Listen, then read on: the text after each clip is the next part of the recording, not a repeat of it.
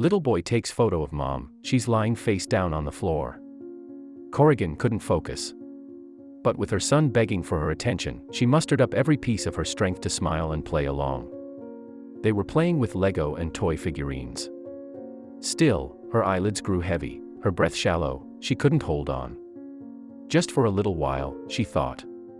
Suddenly, her son's coos became distant noises in the background and she hit the floor. Laura Corrigan was an ordinary single mom who lived in Durham, England. She had worked hard to support her family. She was no CrossFit enthusiast, but she lived a moderately active life. Lately, she was always tired. She had convinced herself that she was just run down from stress and work. But her friends were worried, and they had every right to be. Corrigan gulped down a cocktail of vitamins and over-the-counter medicines in an attempt to recuperate. She took vitamin E, vitamin C, vitamin B, zinc, iron, but none of it seemed to help. After a few weeks, her friends forced her to go and see a doctor. But the doctor just confirmed what she already knew, and she was given a sick note to take a few days off from work to rest. But Corrigan's illness was unshakable. As Corrigan drove, she remembered the night she had. The boys were a handful. Her youngest boy, still a baby, was completely restless all night. He pulled her hair, kicked her back and face, all accidental baby kicks of course, but still enough to wake her up. He cried so much that he gave her a headache. Then something very frightening happened. Corrigan was pale and had random bouts of exhaustion. Her appetite vanished, and her health continued to decline. Her friends were growing increasingly worried. Weeks after her first visit, they dragged her back to the doctor. They were surprised that a strong, young woman with a healthy immune system like Corrigan, who should have overcome the flu weeks ago, was still deteriorating. Now, they were growing concerned, too. The doctor, beginning to take Corrigan seriously, ran blood and allergy tests in hopes of picking up any disease or intolerance. All the tests confirmed that Corrigan was a healthy woman.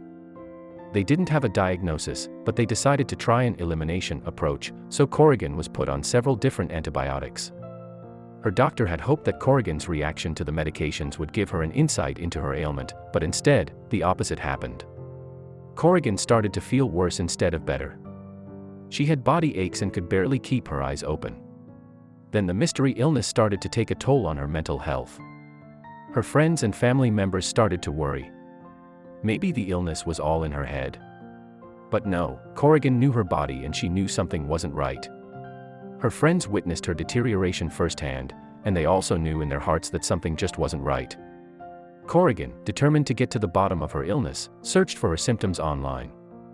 She spoke to experts in online chats, and she tried herbal treatments and natural remedies, but nothing seemed to be helping. As time went by, more and more people lost faith in her, and no one could give her answers. She had never felt so alone before.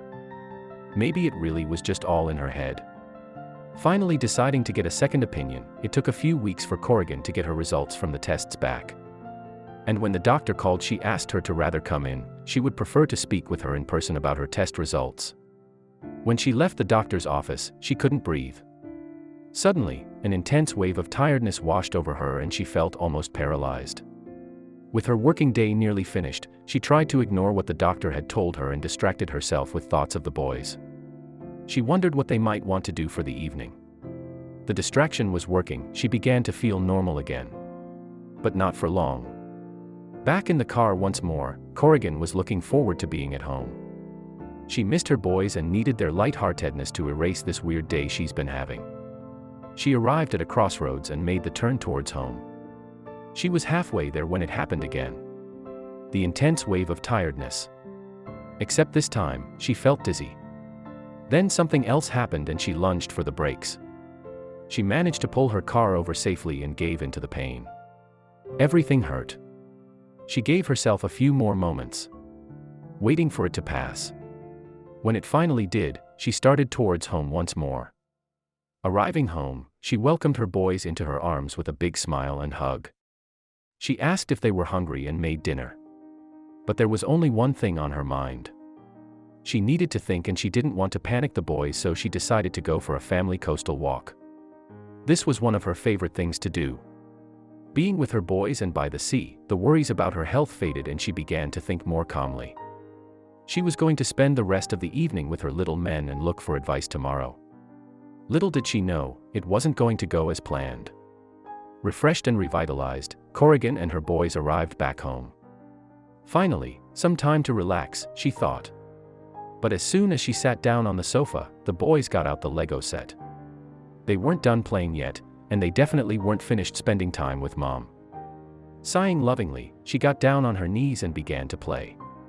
Then everything changed. As she was playing, her eyelids grew heavy, her breath shallow, she couldn't hold on. Exhausted, Corrigan finally passed out, asleep, mid-Lego battle. Her son took a picture of her and she then posted it on Instagram. But why was she so tired? There was a reason behind all of this. Heart-pounding, she decided to reveal the tragic reason as to why she was so tired. She sat behind a desk and started typing. After becoming sick and tired of her mystery symptoms, Corrigan sought medical advice from a new doctor. Soon after, she was diagnosed with bowel cancer. This was notably rare for someone in their mid-30s, but doctors were still hopeful for a future. It was pretty hard to process, she wrote on her blog, "Cancer, milk and rainbows. All I wanted to know was if I was going to die or not, and that they couldn't really answer." She created a blog and overcame the fear of sharing her own personal story online.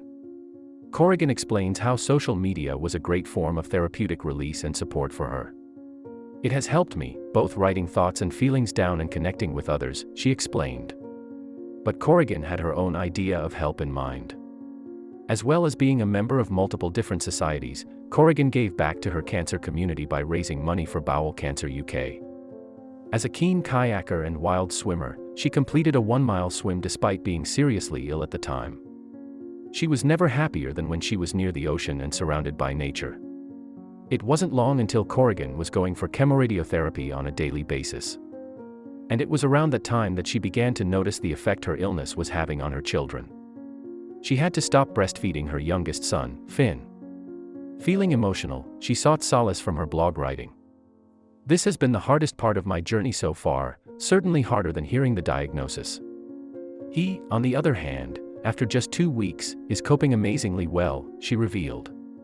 But Corrigan was a self-confessed fighter. She took every day as it came and took every new challenge in her stride. To try to make sense of what was happening and to document her battle, she turned more and more to her writing. "I write when I can and have connected with other people a lot that way, as well as in Facebook support groups."